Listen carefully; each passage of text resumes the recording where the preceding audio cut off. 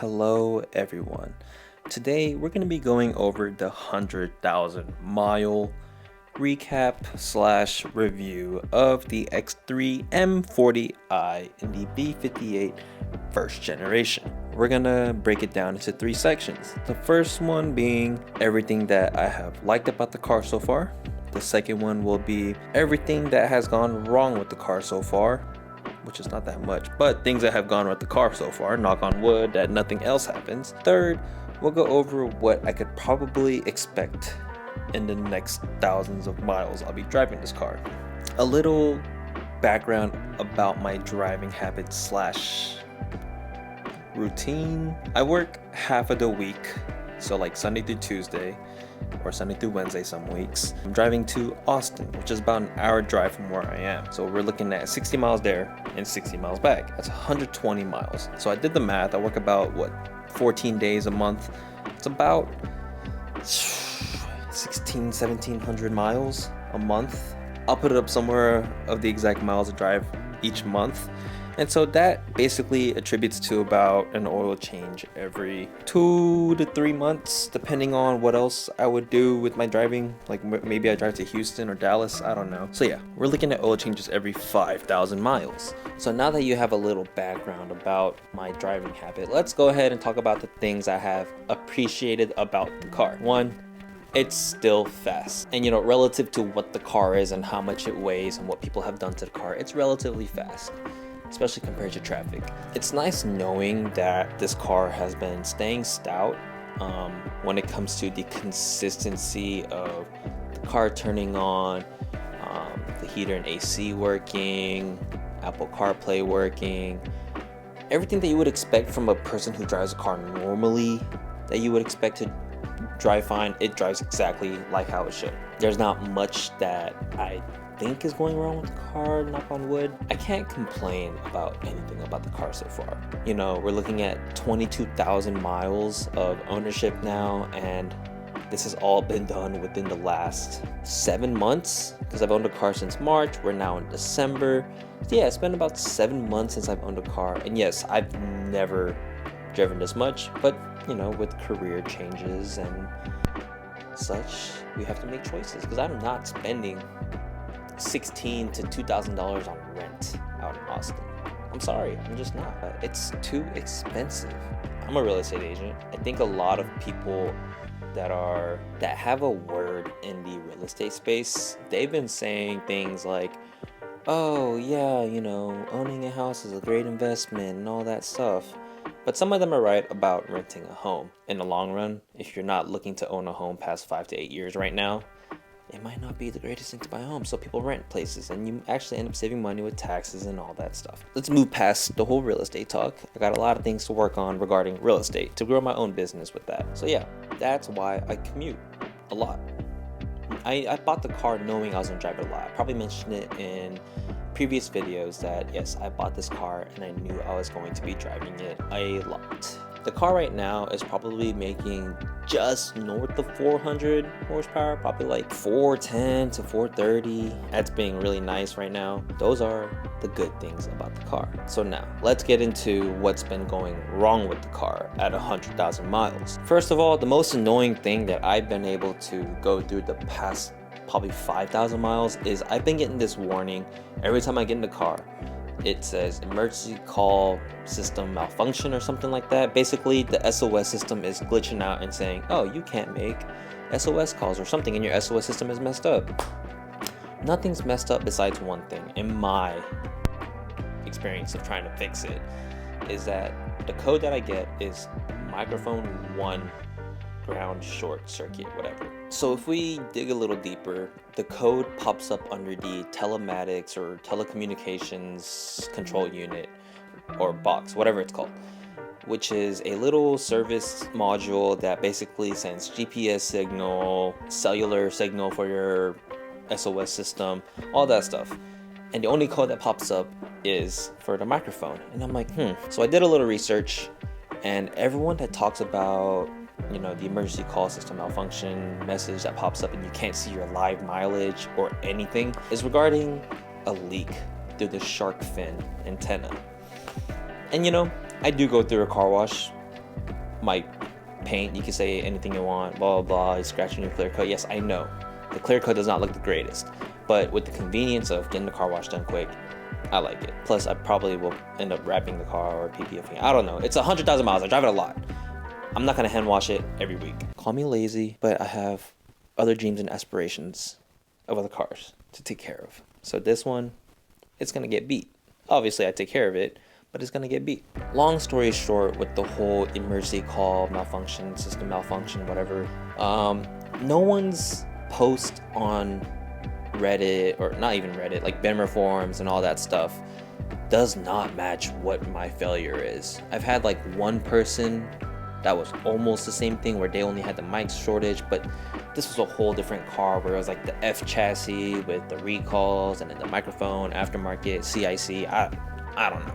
So if anyone is a BMW technician watching this, please let me know if I actually need to get a new telecommunications unit. According to everyone on the forums, it's about a $2,500 to $3,000 job because BMW has to actually code it to your car with the SIM card because it's cellular and all that stuff.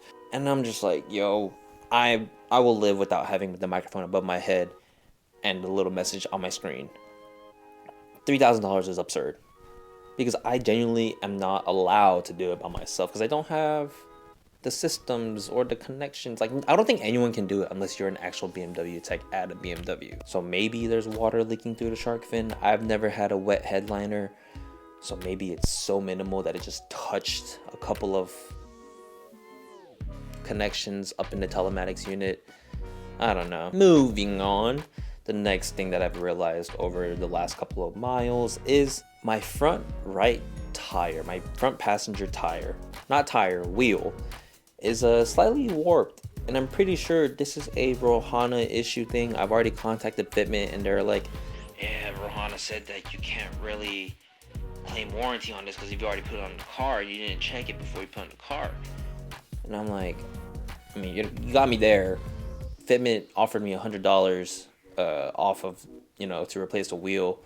I should have bought it during Black Friday, but it's so minimal that I do not feel it while driving. It doesn't impact the way the car feels. I've also asked, some wheel and tire experts that work in tire shops. And they're like, yeah, I mean, it's not ideal, but it's fine. So I'll drive until that wheel wobbles a little more, knock on wood. Hopefully it doesn't wobble a little more, but it's a little bit deformed. Next, I think my front brake rotors, my rotors, I think they're kind of warped. So I checked the pads in the front and they have a lot of life, on them. But I remember seeing when I bought the car on the Carfax that the previous owner did get the disc resurfaced. So if I'm gonna replace the disc on my car, the rotors, I might as well just replace all four corners. Now, I did do a rear brake pad change, like 3 months ago. So we'll see. I'll take it to someone to go check the rotors out.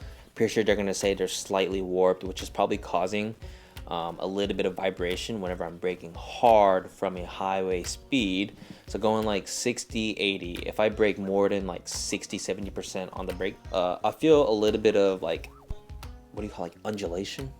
It's like turbulence basically, but it's not crazy, but you can definitely feel the unevenness of how it's trying to catch the brake pads. So maybe that's not a good thing. Next thing, probably coolant light. I'm pretty sure other people experience this. I haven't looked it up yet because it doesn't really concern me. But every morning when I start the car to go to the gym, first I'll get the emergency malfunction, whatever code pop up on my screen, warning. And then I'll get a refill coolant, top off coolant light. And I'm like, So I bought some distilled water and I checked the reservoir while the car was cold. I'm like, it looks perfectly fine. And I've heard a lot of people say the sensor is very, very sensitive.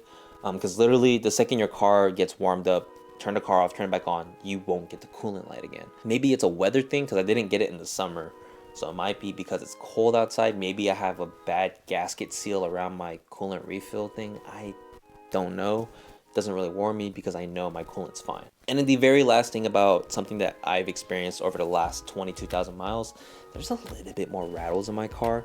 It could be because I have coilovers on and they're slightly stiffer, so whenever I go over, you know, little bumps I didn't expect and it creates a little vibration, it might be shifting things around a little bit.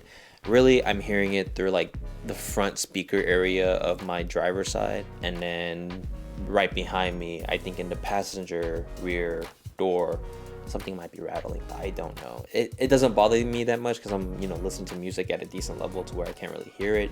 But if I don't have music playing in the car, you'll hear it a little, like, it's like a ticking vibration. It just sounds like loose plastic, but not to where it's like jumbling around, but it's just like rattling, you know. Kind of annoying, but it's fine. It's fine. The car works. The car is great. Treats me well. Long story short, there's too many electronics in these new cars. Yes, it's great, it's convenient, but I need to own an old car so bad. Hopefully I don't regret it.